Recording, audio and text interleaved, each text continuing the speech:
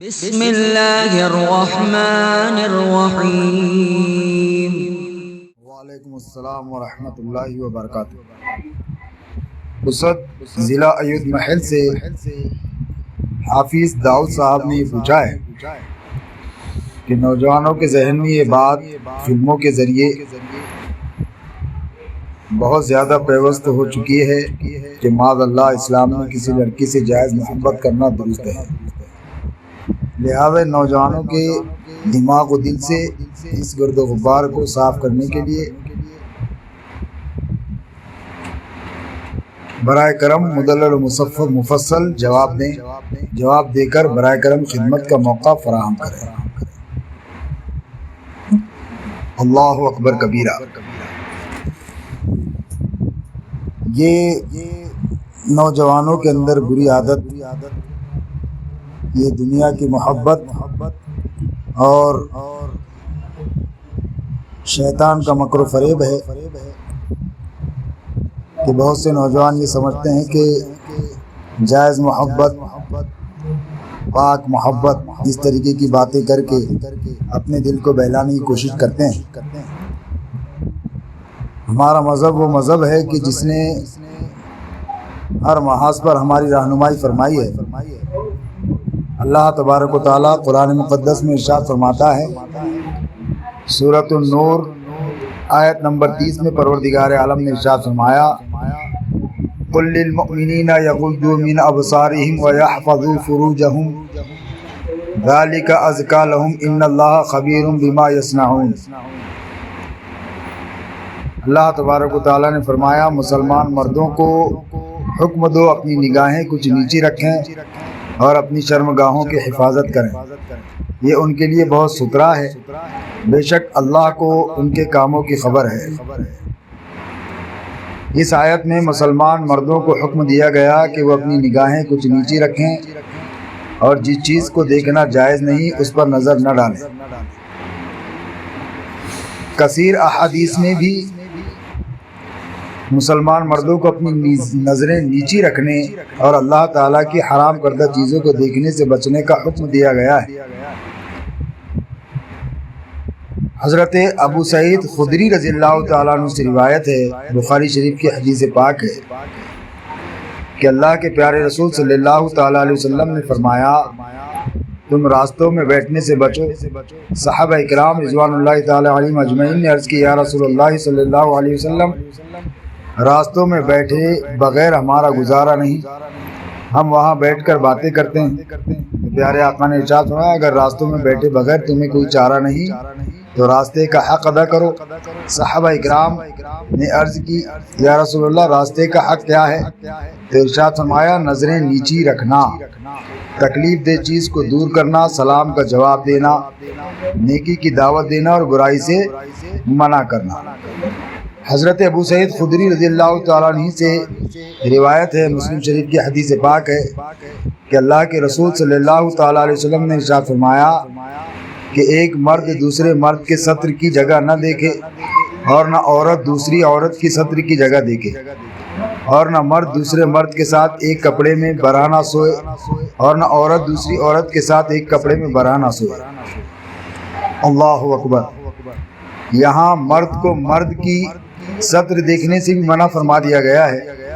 تو وہ نوجوان غور کریں کہ جو جائز محبت کے نام پر اس طرح کی حرکتیں کرتے ہیں جسے اللہ اور اس کے پیارے رسول صلی اللہ تعالیٰ علیہ وسلم نے سختی سے منع فرمایا ہے۔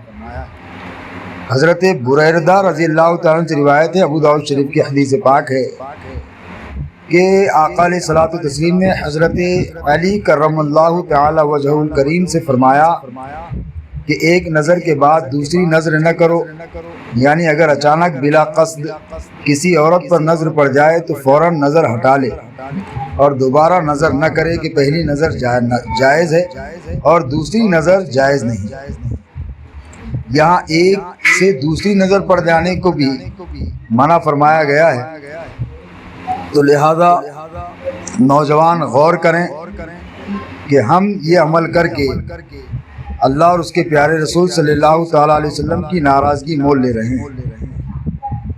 ایک اور حدیث پاک میں مسند امام احمد میں حضرت ابو امامہ رضی اللہ تعالیٰ سے روایت ہے کہ حضور اقدس صلی اللہ تعالیٰ علیہ وسلم نے فرمایا، جو مسلمان کسی عورت کے حسن و جمال کی طرف بلا ارادہ پہلی بار نظر کرے پھر اپنی آنکھ جھکا لے تو اللہ تعالیٰ اسے ایسی عبادت کرنے کی توفیق دے گا جس کا وہ مزہ پائے گا۔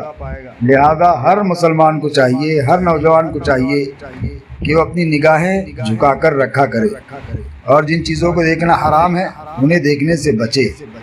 امام غزالی رضی اللہ تعالیٰ عنہ فرماتے ہیں کہ نظر نیچے رکھنا دل کو بہت زیادہ پاک کرتا ہے اور نیکیوں میں اضافے کا ذریعہ ہے۔ اس کی وجہ یہ ہے کہ اگر تم نظر نیچی نہ رکھو بلکہ اسے آزادانہ ہر چیز پر ڈالو تو بعض اوقات تم بے فائدہ اور فضول بھی ادھر ادھر دیکھنا شروع کر دو گے اور رفتہ رفتہ تمہاری نظر حرام پر بھی پڑنا شروع ہو جائے گی۔ اب اگر جان بوجھ کر حرام پر نظر ڈالو گے تو یہ بہت بڑا گناہ ہے اور عین ممکن ہے کہ تمہارا دل حرام چیز پر فریفتہ ہو جائے اور تم تباہی کا شکار ہو جاؤ۔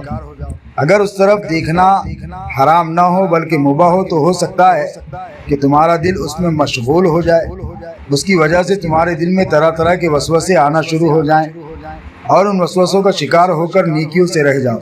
لیکن اگر تم نے حرام اور مباح کسی طرف دیکھا ہی نہیں تو ہر فتنے اور ہر وسوسے سے محفوظ رہو گے اور اپنے اندر راحت و نشاط محسوس کرو گے۔ سبحان اللہ۔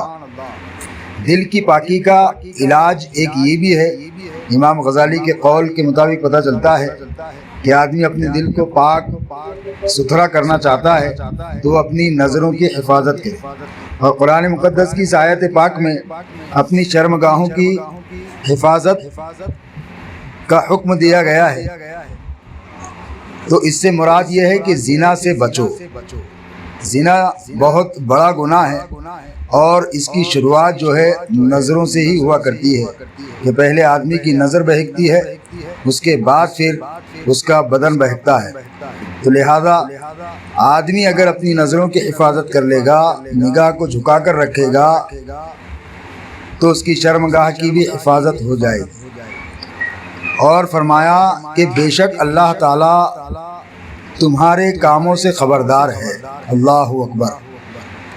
نگاہیں جھکا کر رکھنے اور شرمگاہوں کی حفاظت کرنے کی ترغیب اور ایسا نہ کرنے پر ترہیب، یعنی اللہ تعالیٰ کے عذاب سے ڈرایا گیا ہے کہ اللہ تعالیٰ مردوں کے حالات، ان کے افعال اور ان کی نظریں گھمانے کے انداز سے خبردار ہے۔